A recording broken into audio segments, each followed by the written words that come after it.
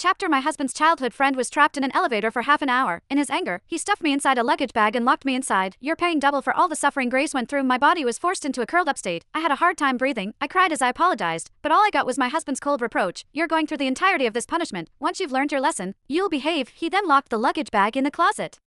I screamed in despair and struggled to break free. My blood seeped out of the bag and soaked the floor. 5 days later, he felt sorry for me and decided to end the punishment. Let this punishment be a warning for you. This time, he'll let you go. Little did he know that my body was already rotting inside the luggage bag. That jealous woman hasn't come over to kick up a fuss. Has she learned her lesson and is finally obeying my rules? I knew it. She's the type who needs to be punished before she learns her place. But Lucas, Xander's assistant, suddenly stiffened up. Mr. Foster, I don't think Mrs. Foster has been released just yet. Xander's expression wavered momentarily, but he soon schooled his face again. That's fine. Let her reflect on her actions for a few more days. Lucas looked like he had something to say but did not know how to breach the topic. In the end, he said, Mr. Foster, a foul smell is coming out of the room where Mrs. Foster is locked up. Shouldn't you take a look? Xander's voice turned cold. A foul smell? That's normal. Susan is the type to do whatever it takes to live.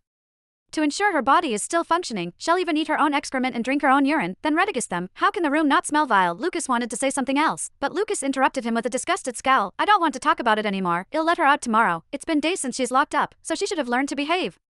If she apologizes to Grace after she's out, he'll look past this. Right after he finished speaking, Grace walked in barefooted. Xander's gaze instantly turned gentle. Do you still have nightmares? Grace, don't worry. I've already punished Susan. I'm going to make her experience tenfold your suffering. He hugged Grace and gently caressed her hair. You're so nice to me, Xander. Grace buried her head in his arms and pouted. Susan must have learned her lesson by now. I just want her to apologize to me. I never wanted her to be punished. She won't blame me for it, will she? As I watched them flirt with each other, I laughed, but my laughter did not alert anyone. After all, I was dead. At the final moment of suffocation and despair, my soul came out of the cramped and scary luggage bag. I could see that the surface of the luggage bag was already soaked through with blood. I could even see a lock over the closet containing the closet, as if it wanted to trap the person inside forever, even after I became a ghost. I was so terrified by the suffocating sight that I shut my eyes. Meanwhile, Xander was still cooing at Grace to comfort her. Did you have another nightmare? Don't worry, he'll stay by your side forever. He caressed Grace's face gently. I'm sorry you had to go through that. Grace, did you know that Susan even ate her excrement and drank her urine just to survive? She treasures her life so much but would hurt you. I have to make her pay. I was so stunned when I heard this that I could not even cried. Xander was right. I did want to live. The luggage box was small. In order to stuff me inside, Xander broke my hands. I endured the pain to escape. When I discovered that it was useless, I did my best to conserve my stamina to pass the time. But before he stuffed me inside, he forgot that I was pregnant. Being bent over for a prolonged period of time meant that I was putting pressure on my stomach. I was in great pain, and I lost control over my emotions, but I could do nothing about it.